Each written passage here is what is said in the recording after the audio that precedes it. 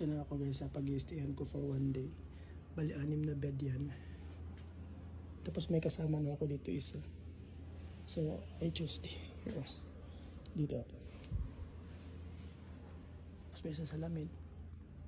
For one day lang. Slacker ko.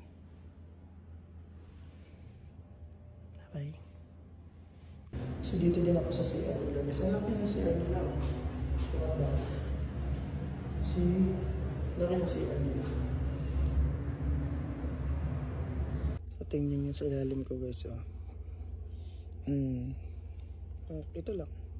So ito yung open kitchen nila guys. Free yan gamitin. Lahat yan.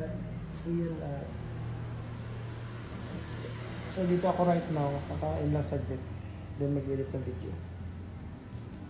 Ito rin yung labas. So yun lang. So dito banda guys, ang good for 2 person. Tapos dito yung mga bed lang. Bed spacer. Tapos doon kasi ako.